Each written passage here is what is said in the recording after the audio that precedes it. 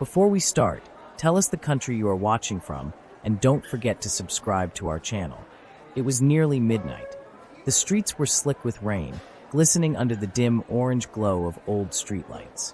Downtown was nearly empty, except for the occasional taxi or late-night delivery truck. Most people were home, tucked away from the storm. But not everyone.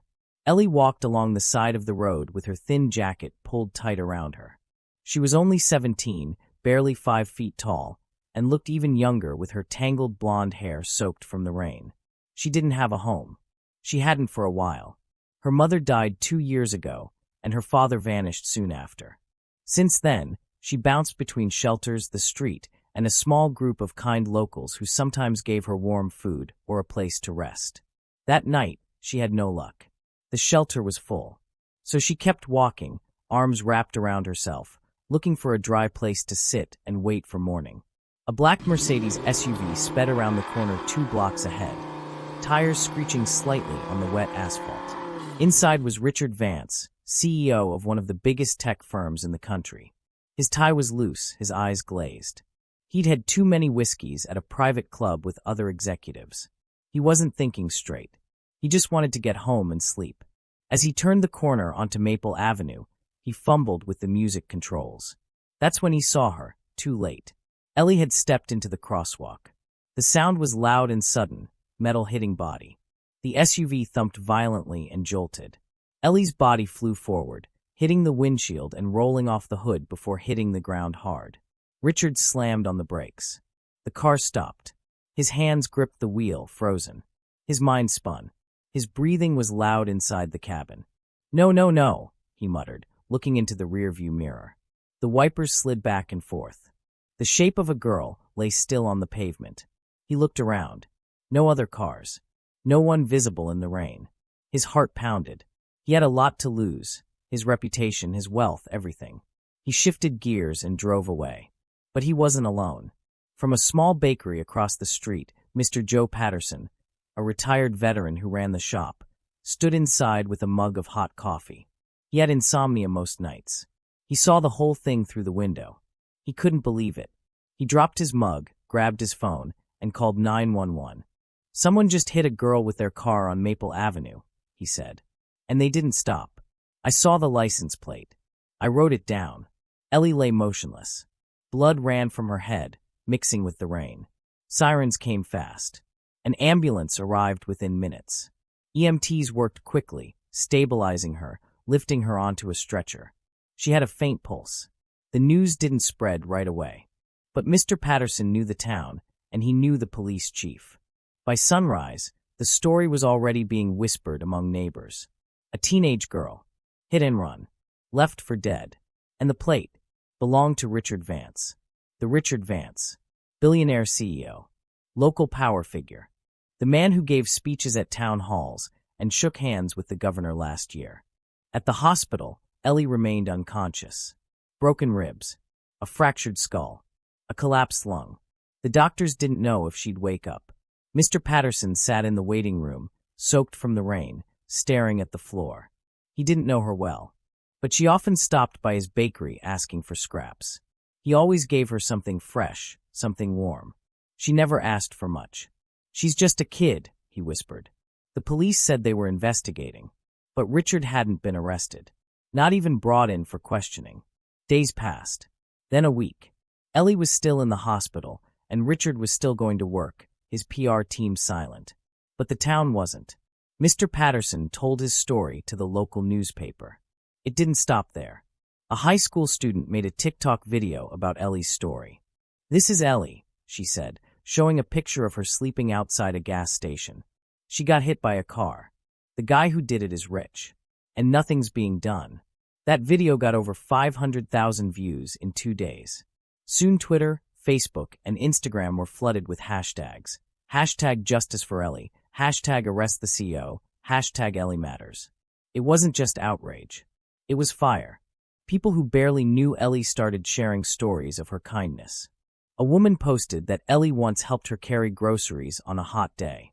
A teen boy said she gave him her last granola bar when he missed the school bus.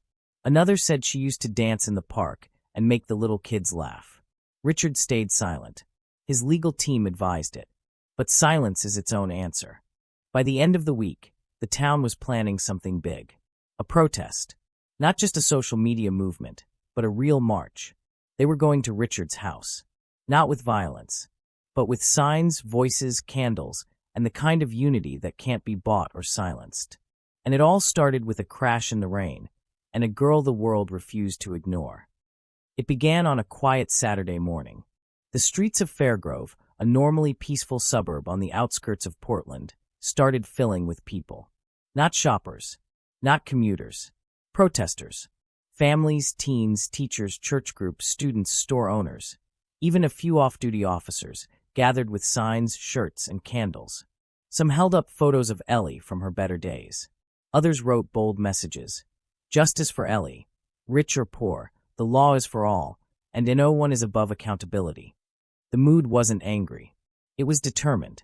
Joe Patterson, the retired baker who witnessed the hit and run, stood at the front with a sign that simply read, "I saw it.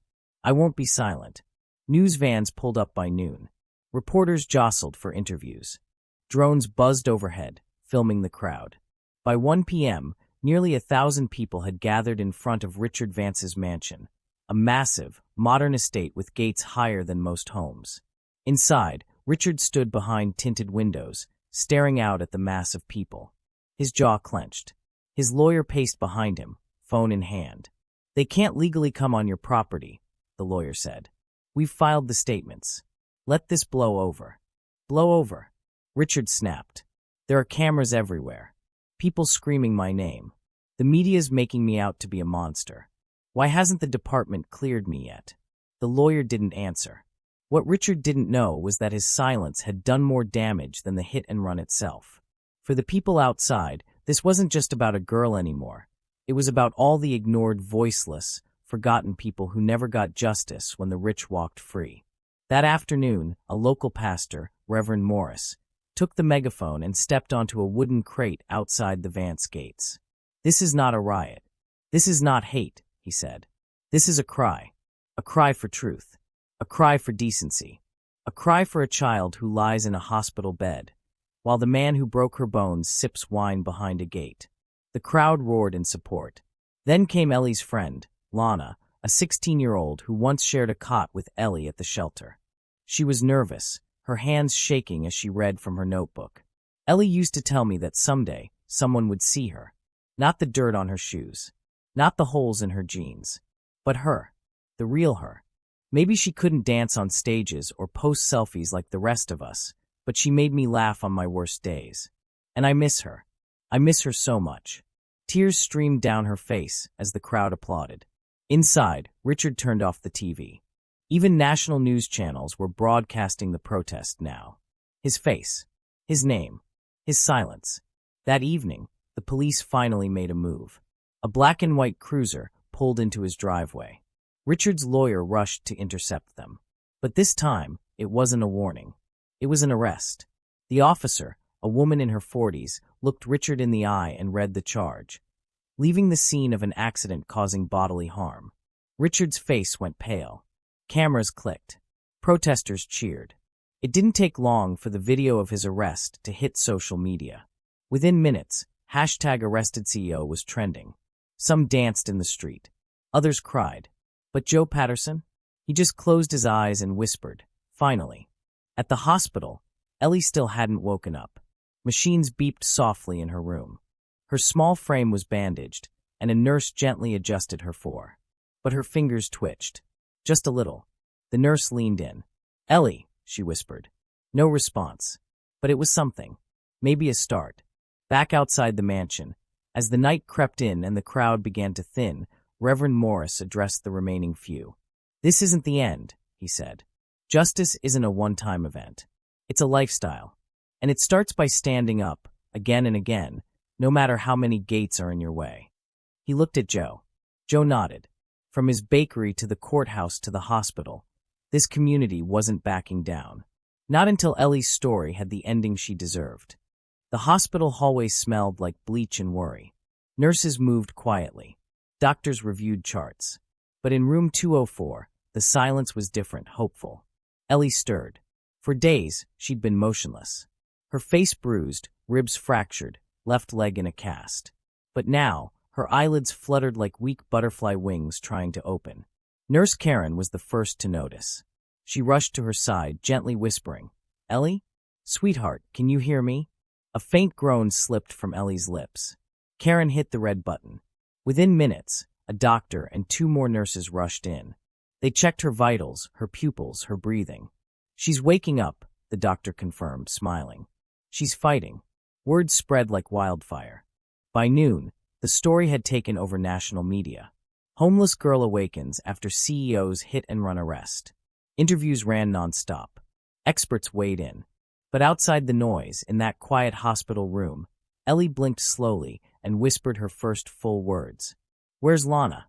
Lana was there in under an hour, breathless and clutching Ellie's favorite worn-out hoodie.